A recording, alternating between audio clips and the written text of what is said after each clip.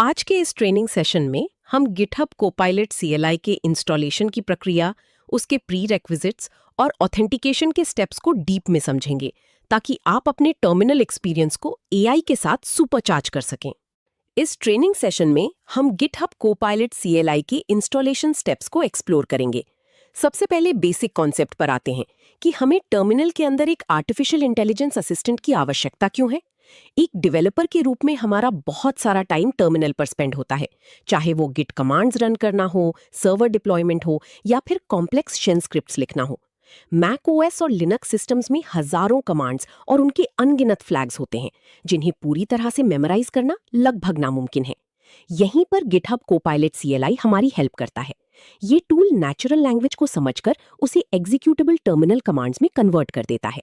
इसका मतलब ये है कि आपको टिपिकल कमांड्स के कॉम्प्लेक्स सिंटैक्स को रटने की आवश्यकता नहीं है। आप बस इतना कह सकते हैं कि मुझे इस फोल्डर में सबसे बड़ी फाइल ढूंढ कर दो और ये असिस्टेंट आपके लिए एकदम एक्यूरेट कमांड जनरेट कर देगा। इस कॉन्सेप्ट को समझने के लिए हमें इसकी आर्किटेक्चर को देखना होगा। ये टूल लार्ज लैंग्वेज मॉडल से कनेक्टेड है जो आपके प्रॉम्प्ट को प्रोसेस करता है और शेल एनवायरनमेंट के अनुसार आउटपुट देता है। इसके थ्रू डेवलपर्स का कॉन्टेक्स्ट स्विचिंग बहुत कम हो जाता है क्योंकि उन्हें कमांड सर्च करने के लिए बार बार ब्राउजर की तरफ नहीं जाना पड़ता। इंस्टॉलेशन की ओर बढ़ने से पहले ये समझना बहुत क्रिटिकल है कि ये कोई साधारण स्क्रिप्ट नहीं है, बल्कि एक डायनामिक सिस्टम है जो लगातार आपके टर्मिनल के साथ कम्युनिकेट करता है।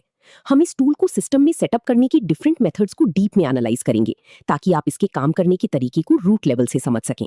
जब हम कमांड लाइन पर काम करते हैं तो एक्यूरेसी और स्पीड दोनों ही बहुत इंपॉर्टेंट होते हैं। कोपायलट सीएलआई इन दोनों पैरामीटर्स को इंप्रूव करता है। ये आपके वर्कफ्लो को इतना स्मूथ बना देता है कि आप रूटीन टास्क्स पर टाइम वेस्ट करने के बजाय लॉजिक और प्रॉब्लम सॉल्विंग पर फोकस कर पाते हैं। इस स्लाइड के कोड सेक्शन में हम ये देख रहे हैं कि गिटहब कोपायलट सीएलआई किस तरह से आपके टर्मिनल में आउटपुट को शो करता है। जब हम इंस्टॉलेशन की बात करते हैं तो उससे पहले हमें इसकी बेसिक कमांड स्ट्रक्चर को समझना होता है। ये एक सिंपल एग्जांपल है जो डेमोन्स्ट्रेट करता है कि कैसे एक नेचुरल लैंग्वेज क्वेरी को एआई सिस्टम द्वारा प्रोसेस किया जाता है। जब आप टर्मिनल में अपना प्रॉम्प्ट टाइप करते हैं तो बैकएंड सबसे पहले उस इनपुट को एनालाइज करता है। इसके बाद वो आपके ऑपरेटिंग सिस्टम और शेल की टाइप जैसे कि बैश या ZSH की पहचान करता है। इस डेटा को कॉन्टेक्स्ट के रूप में बैकएंड सर्वर पर सेंड किया जाता है। इसके बाद एआई सर्वर एक एक्यूरेट कमांड रिटर्न करता है। गिटहब कोपायलट सीएलआई को इंस्टॉल करने से पहले हमें इसके प्री रेक्विजिट्स यानी आवश्यक शर्तों को समझना होगा। किसी भी एंटरप्राइज ग्रेड टूल को सिस्टम में रन करने के लिए एक पर्टिकुलर एनवायरनमेंट की डिमांड होती है। सबसे पहली और सबसे अहम रिक्वायरमेंट ये है कि आपके पास एक एक्टिव गिटहब अकाउंट होना चाहिए और उसके साथ गिटहब कोपायलट का सब्सक्रिप्शन भी होना चाहिए। ये सब्सक्रिप्शन इंडिविजुअल, बिजनेस या एंटरप्राइज टियर का हो सकता है। जब तक आपके अकाउंट में एक्टिव लाइसेंस नहीं होगा तब तक बैकएंड एपीआई आपको एक्सेस डिनाई कर देगा।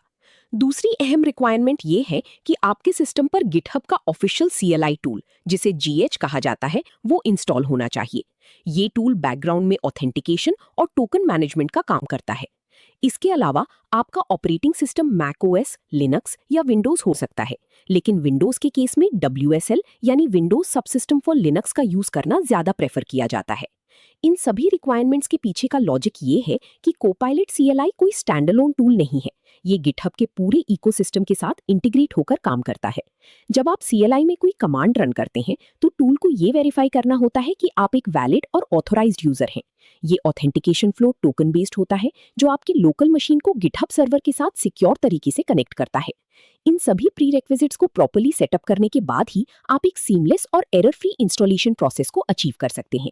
बिना करेक्ट ऑथेंटिकेशन और डिपेंडेंसीज की टूल ठीक से फंक्शन नहीं करेगा और आप एआई के फीचर्स का लाभ नहीं उठा पाएंगे। इस कोड स्निपेट में हम प्री रेक्विजिट्स को चेक करने के लिए कुछ बेसिक कमांड्स देख रहे हैं। सबसे पहले हम git -- वर्जन रन करते हैं जो हमें बताता है कि हमारी सिस्टम में गिट इंस्टॉल्ड है या नहीं। गिट का होना मस्ट है क्योंकि बहुत सारी कोपायलट ऑपरेशंस गिट रिपॉजिटरी के कॉन्टेक्स्ट में ही काम करते हैं। उसके बाद हम gh auth status command run करते हैं। ये कमांड गिटहब सीएलआई का हिस्सा है और ये चेक करता है कि क्या आपने अपने गिटहब अकाउंट से सक्सेसफुली लॉगिन किया हुआ है या नहीं। यदि आप लॉगिन नहीं है तो ये आपको ऑथेंटिकेट करने के लिए प्रॉम्प्ट करेगा। ऑथेंटिकेशन के बिना कोपायलट सीएलआई को आपके लाइसेंस की इंफॉर्मेशन नहीं मिल पाएंगी। ये सिंपल कमांड्स किसी भी इशू को अर्ली स्टेज में ट्रबल शूट करने में बहुत हेल्पफुल होते हैं। जब आप श्योर हो जाते हैं कि ये दोनों टूल्स प्रॉपर्ली कॉन्फ़िगर्ड हैं, तब आप नेक्स्ट स्टेप की ओर कॉन्फिडेंस के साथ मूव कर सकते हैं। इस डायग्राम में प्री रेक्विजिट्स की डिपेंडेंसी ट्री को शो किया गया है। सेंटर में हमारा मेन गोल है कोपायलट सीएलआई इंस्टॉलेशन। अब हम मैक ओएस और लिनक्स यूजर्स के लिए होम ब्रू के थ्रू गिटहब कोपायलट CLI को इंस्टॉल करने के स्टेप्स को डीप में समझेंगे। सॉफ्टवेयर इंजीनियरिंग की दुनिया में होम ब्रू एक बहुत ही पॉपुलर पैकेज मैनेजर है। इसके पीछे का बेसिक कॉन्सेप्ट ये है कि ये किसी भी सॉफ्टवेयर के इंस्टॉलेशन, अपडेशन और रिमूवल प्रोसेस को पूरी तरह से ऑटोमेट कर देता है। अगर हम इसके बिना इंस्टॉलेशन करें तो हमें मैन्युअली बाइनरी फाइल्स को डाउनलोड करना पड़ेगा, उन्हें अप्रोप्रिएट फोल्डर में मूव करना पड़ेगा और फिर पाथ वेरिएबल्स को अपडेट करना होगा। होम ब्रू इस पूरे मैनुअल ओवरहेड को एलिमिनेट कर देता है। जब हम होम ब्रू का यूज करके कोपायलट को इंस्टॉल करते हैं तो ये टूल बैकग्राउंड में गिटहब के ऑफिशियल सर्वर से लेटेस्ट और सिक्योर बाइनरी को फेच करता है। इसके साथ ही ये उस बाइनरी की इंटेग्रिटी को भी चेक करता है ताकि आपके सिस्टम में कोई करप्ट या मालिशियस फाइल इंस्टॉल ना हो जाए। इंस्टॉल होने के बाद ये ऑटोमेटिकली सिमलिंक क्रिएट कर देता है ताकि आप किसी भी डायरेक्टरी से कोपायलट कमांड को डायरेक्ट रन कर सकें। होम ब्रू का एक और बड़ा बेनिफिट ये है कि फ्यूचर में जब भी कोपायलट CLI का कोई नया वर्जन रिलीज होगा तो आप सिर्फ एक सिंगल कमांड ब्रू अपग्रेड का यूज करके टूल को लेटेस्ट वर्जन पर अपडेट कर पाएंगे। ये अप्रोच डेवलपमेंट एनवायरनमेंट को स्टेबल और मेंटेनेबल बनाने में बहुत क्रिटिकल रोल प्ले करती है। पैकेज मैनेजर्स का सही इस्तेमाल एक प्रोफेशनल डेवलपर के वर्कफ्लो को बहुत ही फास्ट और क्लीन बना देता है। स्क्रीन पर दिख रहा ये shell command brew install copilot installation process का प्रैक्टिकल इंप्लीमेंटेशन है। जब आप इस कमांड को टर्मिनल में एग्जीक्यूट करते हैं तो होम ब्रू सबसे पहले अपने लोकल पैकेज इंडेक्स को रिफ्रेश करता है। फिर वो स्पेसिफाइड पैकेज यानी कोपायलट को सर्च करता है और उसकी डिपेंडेंसी ट्री को एनालाइज करता है। डाउनलोड स्टार्ट होने पर आपको प्रोग्रेस बार दिखाई देता है जो डाउनलोड स्टेटस को शो करता है। डाउनलोड कंप्लीट होने के बाद होम ब्रू इसे आपके लोकल सेलर डायरेक्टरी में एक्सट्रैक्ट करता है और सिस्टम पाथ में लिंक कर देता है। अगर आपके सिस्टम में पहले से कोई पुराना वर्जन इंस्टॉल है तो होम ब्रू उसे सेफली ओवरराइट कर देता है। ये कमांड लाइन एक्सपीरियंस को एकदम क्लीन और एफिशिएंट बनाता है। आपको बस एक लाइन का कमांड टाइप करना है और बाकी का सारा हेवी लिफ्टिंग सिस्टम खुद हैंडल कर लेता है। लास्ट में कोपायलट डैश वर्जन रन करने से ये कंफर्म हो जाता है कि टूल सही से इंस्टॉल हो चुका है। इस फ्लो चार्ट में होम ब्रू इंस्टॉलेशन की अंडर द हुड प्रोसेस को विजुअलाइज किया गया है। डेवलपर जब टर्मिनल में इंस्टॉल कमांड टाइप करता है तो कमांड सबसे पहले होम ब्रू पैकेज मैनेजर के पास जाता है। उन सिस्टम्स के लिए जहां होम ब्रू सपोर्टेड नहीं है या यदि आप किसी रिमोट सर्वर और CI/CD पाइपलाइन में कोपायलट CLI को सेटअप कर रहे हैं तो गिटहब एक ऑफिशियल इंस्टॉल स्क्रिप्ट भी प्रोवाइड करता है। इस मेथड को समझने के लिए हमें कर्ल कमांड के वर्किंग मैकेनिज्म को जानना होगा। कर्ल एक ऐसा टूल है जो इंटरनेट से डेटा ट्रांसफर करने के लिए यूज होता है। इस प्रोसेस में हम गिटहब के सर्वर से एक बैश स्क्रिप्ट को फेच करते हैं और उसे सीधे अपने लोकल शेल इंटरप्रेटर में एग्जीक्यूट होने के लिए पास कर देते हैं। इस अप्रोच का सबसे बड़ा एडवांटेज इसकी स्पीड और पोर्टेबिलिटी है। आपको किसी एक्स्ट्रा पैकेज मैनेजर को सेटअप करने की नीड नहीं होती है। ये इंस्टॉल स्क्रिप्ट बहुत ही स्मार्ट होती है। ये ऑटोमेटिकली आपके ऑपरेटिंग सिस्टम और हार्डवेयर आर्किटेक्चर को डिटेक्ट करती है। उदाहरण के लिए ये खुद ही फिगर आउट कर लेती है कि आपका सिस्टम एप्पल सिलिकॉन पर रन कर रहा है या फिर इंटेल बेस्ड आर्किटेक्चर पर। इसके बाद ये सही बाइनरी वर्जन को डाउनलोड करती है और उसे लोकल बिन डायरेक्टरी में प्लेस कर देती है। सिक्योरिटी पॉइंट ऑफ व्यू से आपको हमेशा स्क्रिप्ट के URL को वेरीफाई करना चाहिए कि वो गिटहब के ऑफिशियल डोमेन से ही आ रहा है। ये मेथड डेवलपर्स को एक रिलायबल और स्टैंडर्ड तरीका देता है जिससे वे किसी भी लिनक्स या मैक एनवायरनमेंट में कुछ ही सेकंड्स में AI असिस्टेंट को डिप्लॉय कर सकते हैं। ये डायरेक्ट और फ्रिक्शनलेस इंस्टॉलेशन एक्सपीरियंस प्रोवाइड करता है। इस कोड ब्लॉक में कर्ल कमांड के थ्रू इंस्टॉलेशन का सिंटैक्स डेमोन्स्ट्रेट किया गया है। कर्ल के साथ -s फ्लैग का मतलब है साइलेंट मोड, जिससे डाउनलोडिंग के दौरान अननेसेसरी आउटपुट टर्मिनल पर प्रिंट नहीं होता। -l फ्लैग URL रीडायरेक्शन को हैंडल करता है। इसके बाद जो पाइप ऑपरेटर यूज किया गया है वो बहुत इंपॉर्टेंट है। ये डाउनलोड हुई स्क्रिप्ट के कंटेंट को सीधे बैश इंटरप्रेटर में फीड कर देता है। बैश स्क्रिप्ट को लाइन बाय लाइन रन करता है। स्क्रिप्ट सबसे पहले सिस्टम इन्फो चेक करती है, फिर बाइनरी डाउनलोड करती है, उसे एग्जीक्यूटेबल परमिशन असाइन करती है और फाइनली उसे एक ऐसी फोल्डर में मूव कर देती है जो आपकी सिस्टम पाथ का हिस्सा हो। इस सिंगल लाइन कमांड के through multiple complex installation steps automatically handle हो जाते हैं और टूल आपके सिस्टम पर रन करने के लिए तैयार हो जाता है। ये diagram official script installation flow को एक्सप्लेन करता है। स्टार्टिंग पॉइंट में यूजर कर्ल कमांड ट्रिगर करता है। सिस्टम इंटरनेट के थ्रू गिटहब सर्वर से इंस्टॉलेशन स्क्रिप्ट फेच करता है। इसके बाद वो स्क्रिप्ट लोकल बैश शेल में एग्जीक्यूट होती है। इंस्टॉलेशन कंप्लीट होने के बाद सबसे क्रिटिकल स्टेप आता है ऑथेंटिकेशन। ऑथेंटिकेशन वो प्रोसेस है जिसके थ्रू टूल ये प्रूव करता है कि आप एक लेजिटिमेट यूजर हैं और आपके पास कोपायलट का एक्सेस है। मूल सिद्धांतों के आधार पर देखें तो कोई भी क्लाउड बेस्ड AI टूल बिना वैलिडेशन के सर्विस प्रोवाइड नहीं कर सकता, क्योंकि LLM की प्रोसेसिंग में काफी कॉस्ट इन्वॉल्व होती है। जब आप ऑथेंटिकेशन कमांड रन करते हैं तो टूल एक OAuth डिवाइस ऑथेंटिकेशन फ्लो को इनिशिएट करता है। ये फ्लो बहुत ही सिक्योर होता है क्योंकि इसमें आपको अपना पासवर्ड टर्मिनल में टाइप नहीं करना पड़ता।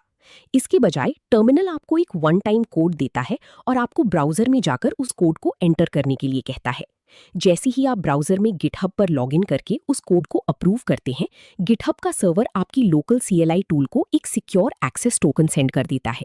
इस टोकन को आपकी मशीन की कीचेन या क्रेडेंशियल मैनेजर में सेफली स्टोर कर लिया जाता है।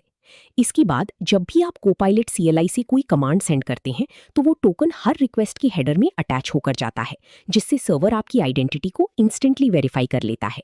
ये token based approach password sharing के रिस्क को पूरी तरह से खत्म कर देती है और एक मॉडर्न सिक्योरिटी स्टैंडर्ड को फॉलो करती है।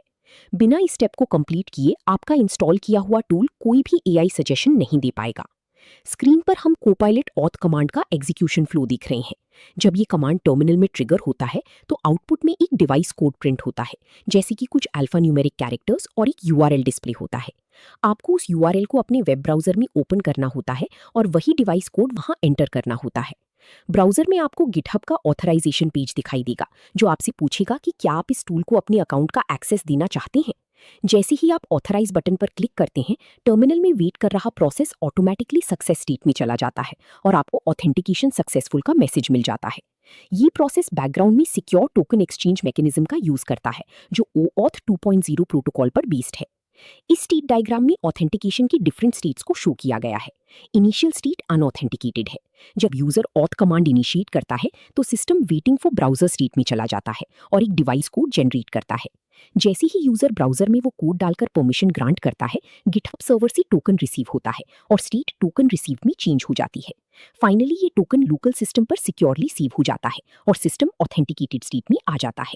अब जब हमारा टूल पूरी तरह से इंस्टॉल और ऑथेंटिकेट हो चुका है तो हम इसे यूज करना स्टार्ट कर सकते हैं। गिटहब कोपायलट CLI का सबसे पावरफुल फीचर इसका इंटरैक्टिव मोड है। इसे लॉन्च करने के लिए टर्मिनल में सिर्फ कोपायलट टाइप करके एंटर करना होता है। इंटरैक्टिव मोड का concept read evaluate print loop यानी REPL पर आधारित है। इसका मतलब है कि ये टूल लगातार आपके इनपुट का इंतजार करता है, उसे प्रोसेस करता है और रिजल्ट को टर्मिनल पर ही प्रिंट करके फिर से अगले इनपुट के लिए रेडी हो जाता है। जब आप इस मोड को स्टार्ट करते हैं तो टर्मिनल का स्टैंडर्ड प्रॉम्प्ट चेंज होकर एक कस्टम कोपायलट प्रॉम्प्ट में बदल जाता है। यहाँ आप नेचुरल लैंग्वेज में अपनी कोई भी कॉम्प्लेक्स प्रॉब्लम टाइप कर सकते हैं। उदाहरण के लिए आप लिख सकते हैं कि मुझे इस फोल्डर में मौजूद सभी JPG फाइल्स को PNG में कन्वर्ट करने के लिए इमेज मैजिक का कमांड दो। AI बैकएंड तुरंत उस प्रॉब्लम को समझेगा और एक एग्जैक्ट शेल कमांड आपके सामने प्रेजेंट कर देगा। इस मोड की सबसे बड़ी खासियत ये है कि ये कॉन्वर्सेशनल है। अगर AI का पहला सजेशन एकदम परफेक्ट नहीं है तो आप उसे रिफाइन करने के लिए फॉलो अप प्रॉम्प्ट दे सकते हैं, जैसे कि इस कमांड में फाइल्स को डिलीट करने का ऑप्शन भी ऐड करो। ये इंटरैक्टिव लूप डेवलपर्स को एक मेंटर के साथ पेयर प्रोग्रामिंग करने जैसा एक्सपीरियंस प्रोवाइड करता है, जहां गलतियों को सुधारने और नई कमांड सीखने का प्रोसेस बहुत ही फास्ट और नेचुरल होता है। इस स्लाइड में हम देख रहे हैं कि इंटरैक्टिव मोड कैसे काम करता है। जब आप टर्मिनल में केवल कोपायलट कमांड रन करते हैं तो टूल एक वेलकम मैसेज डिस्प्ले करता है और एक इनपुट प्रॉम्प्ट ओपन कर देता है। इस प्रॉम्प्ट में आप सीधे अपनी लैंग्वेज में कमांड डिस्क्राइब कर सकते हैं। इसके अलावा एक कोपायलट-i कमांड भी होता है, जिसे वन शॉट मोड कहा जाता है। इसमें आप कमांड के साथ ही अपना क्वेश्चन पास कर सकते हैं, जैसे कि कोपायलट-i लिस्ट ऑल हिडन फाइल्स। ये कमांड इंटरैक्टिव मोड ओपन किए बिना सीधे एक सिंगल रिस्पॉन्स जनरेट करके एग्जिट हो जाता है। दोनों मोड्स की अपने अपने यूज केसेस हैं। इंटरैक्टिव मोड लॉन्ग और इटरेटिव टास्क्स के लिए बेस्ट है, जबकि वन शॉट मोड क्विक और सिंपल क्वेरीज का आंसर पाने के लिए डिजाइन किया गया है। ये फ्लेक्सिबिलिटी टूल को बहुत वर्सेटाइल बनाती है। इस अनुक्रम में इंटरैक्टिव सेशन की लाइफ साइकिल को दिखाया गया है। सेशन स्टार्ट होने पर CLI एक रेडी प्रॉम्प्ट शो करता है। यूजर अपना नेचुरल लैंग्वेज इनपुट टाइप करता है, जो AI इंजन को भेजा जाता है। AI इंजन शेल कमांड और उसका एक्सप्लेनेशन रिटर्न करता है। इसके बाद यूजर के सामने मेन्यू ऑप्शंस आते हैं, जैसे कि रन कमांड, रिवाइज क्वेरी या कैंसिल। जब आप पहली बार गिटहब कोपायलट CLI के इंटरैक्टिव मोड को किसी नए फोल्डर में लॉन्च करते हैं तो टूल आपसे एक बहुत ही इंपॉर्टेंट सिक्योरिटी क्वेश्चन पूछता है। क्या आप इस डायरेक्टरी पर ट्रस्ट करते हैं? सॉफ्टवेयर सिस्टम्स में जीरो ट्रस्ट सिक्योरिटी मॉडल का कॉन्सेप्ट बहुत जरूरी है। जब हम AI को अपने लोकल फाइल सिस्टम का एक्सेस देते हैं तो वो AI हमारे फाइल्स को रीड कर सकता है और उन्हें मॉडिफाई करने के लिए कमांड्स भी सजेस्ट कर सकता है। अगर आप किसी अनट्रस्टेड या पब्लिक सोर्स से डाउनलोड किए गए फोल्डर में काम कर रहे हैं, तो वहां कुछ ऐसी मलिशियस स्क्रिप्ट्स या फाइल्स हो सकती हैं जो एआई के सजेशंस को मैनिपुलेट कर सकें, जिसे प्रॉम्प्ट इंजेक्शन भी कहा जाता है। इसीलिए कोपायलट सीएलआई एक सैंडबॉक्स्ड अप्रोच फॉलो करता है। ये टूल यूजर से एक्सप्लिसिट परमिशन मांगता है।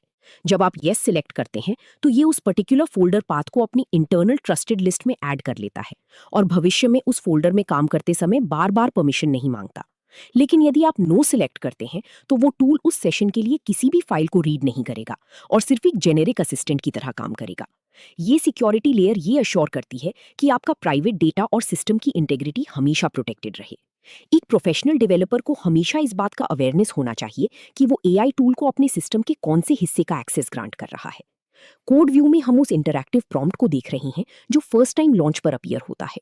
इसमें स्पष्ट रूप से लिखा होता है कि एआई आपके करंट वर्किंग डायरेक्टरी की फाइल्स को रीड और एग्जीक्यूट कर सकता है। नीचे येस और नो के ऑप्शंस होते हैं जिन्हें आप एरो कीज की मदद से नेविगेट कर सकते हैं। ये कोई नॉर्मल कमांड आउटपुट नहीं है, बल्कि एक सिक्योरिटी चेक पॉइंट है। जब आप येस पर हिट करते हैं, तो बैकग्राउंड में टूल एक लोकल कॉन्फ़िगरेशन फाइल में इस पाथ को सेव कर लेता है। ये कॉन्फ़िगरेशन फाइल आमतौर पर आपके होम फोल्डर के अंदर डॉट कोपायलट नाम के हिडन फोल्डर में स्टोर होती है।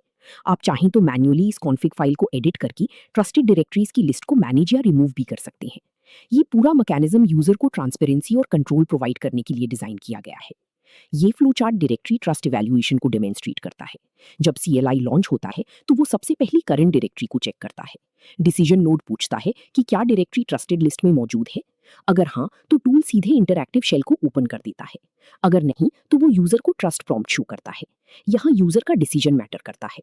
हमारी इस ट्रेनिंग सेशन के अंतिम पड़ाव में आइए हमने जो भी कॉन्सेप्ट सीखे हैं उन्हें समराइज करें और कुछ बेस्ट प्रैक्टिसेस पर नजर डालें। हमने देखा कि गिटहब कोपायलट सीएलआई को होमब्रू या ऑफिशियल स्क्रिप्ट के थ्रू कैसे इंस्टॉल किया जाता है, ऑथेंटिकेशन कैसे काम करता है और इंटरैक्टिव मोड को सिक्योर तरीके से कैसे यूज किया जाता है।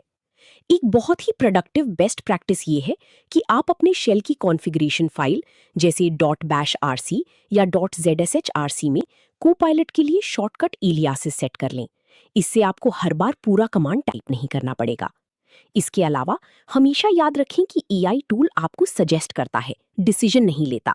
किसी भी डिस्ट्रक्टिव कमांड जैसे कि फाइल्स को रिमूव करना या डेटाबेस ड्रॉप करना को रन करने से पहले उसे अच्छी तरह से रिव्यू और वेरीफाई जरूर करें। एआई टूल्स का अल्टीमेट पर्पस आपकी एफिशिएंसी को बूस्ट करना है, न कि आपकी डोमेन नॉलेज को रिप्लेस करना। इन स्टेप्स और गाइडलाइंस को फॉलो करके आप अपनी टर्मिनल वर्कफ्लो को नेक्स्ट लेवल पर ले जा सकते हैं और डेवलपमेंट प्रोसेस को काफी फास्ट बना सकते हैं। मुझे पूरी उम्मीद है कि इस सेशन से आपने एआई टूल्स को रिस्पॉन्सिबल और सिक्योर तरीके से ऑपरेट करने की कला को अच्छी तरह समझ लिया होगा। ऐसी ही premium certification preparation, QnA banks, full e books, audio books, full length training और इंटरव्यू गाइड्स के लिए कृपया quicktachy.com पर जरूर विजिट करें। वीडियो को लाइक और सब्सक्राइब करना न भूलें। धन्यवाद। इस फाइनल कोड ब्लॉक में हम शेल इलियासिस क्रिएट करने का तरीका देख रहे हैं। हम इलियास कमांड का यूज करके कोपायलट को किसी शॉर्ट कीवर्ड जैसे डबल प्रश्नवाचक चिन्ह या सीपीसी मैप कर सकते हैं। इसके लिए हम .zshrc या .bashrc फाइल में जाकर इलियास cp इक्वल्स कोपायलट जैसी लाइन ऐड करते हैं और फिर सोर्स कमांड रन करके कॉन्फ़िगरेशन को रीलोड करते हैं। ये एक बहुत ही पावरफुल हैक है जो दिन भर में आपके हजारों की स्ट्रोक्स बचा सकता है। इसके अलावा हम इवैल कोपायलट इलियास कमांड का भी यूज कर सकते हैं, जो टूल द्वारा सजेस्टेड डिफॉल्ट इलियासिस को शेल में इंजेक्ट कर देता है। ये छोटी छोटी ट्वीक्स आपकी सीएलआई एक्सपीरियंस को सुपर फास्ट और फ्रिक्शनलेस बना देते हैं, जो एक प्रो डेवलपर की पहचान है। ये final mind map GitHub Copilot CLI की इंस्टॉलेशन और यूसेज की पूरी इकोसिस्टम को समराइज कर रहा है। सेंटर में हमारा मेन टूल है। यहाँ से 4 मुख्य ब्रांचेस निकलती हैं। पहली ब्रांच प्री रिक्विजिट्स की है, जिसमें गिटहब अकाउंट और सीएलआई शामिल है। दूसरी ब्रांच इंस्टॉलेशन मेथड्स को शो करती है, जिसमें होमब्रू और कर्ल स्क्रिप्ट्स आती हैं। Welcome to quicktechie.com. So just type in quicktechie.com here. Then you can go through the material which is provided by Quicktechie. So we have first of all video courses which you can go here and you can find the various video courses across the technologies as well as finance domain. So if you see in Microsoft, we have 8 programs currently running. Next, you can go through the ebooks available. So all the ebooks which are in PDF format today and you can download this. So let me go through Microsoft certification ebooks, you can click on any of this and you can see this is the PDF available for you to download. So these are the premium ebook mostly available on quicktechie.com platform only. Now the second part is exam simulator. As we primarily focus on the all technology companies and finance domain certification preparation material, so this is company wide listed here and you can go through this. So let me go through the Microsoft one again. You can see these are all Microsoft related certification. AB 730 exam, if you open it, so you can see here this, and all the practice papers are available here. Today we have a 5 practice paper. So click on the first practice paper, it would load the questions. You can answer this question. This is way you can answer it and you can move to the next question. Now third material we wanted to highlight is an audiobook. So we started recently with the audiobooks as well, which you can listen on the go, and various technology wise ebooks are available. And at the last, this is our alumni. These people who are subscribing to our courses and this platform, they are all listed here. And at the end, I wanted to tell you, if you find any course or training or certification preparation material which you want to get us prepared for yourself, please put on the comment section. If you're watching on YouTube, on Udemy, or on this platform itself, quicktechie.com, then please put the comment, or you can even send an email to using this contact us options here. You can directly do the WhatsApp message. You can call us on this numbers as well.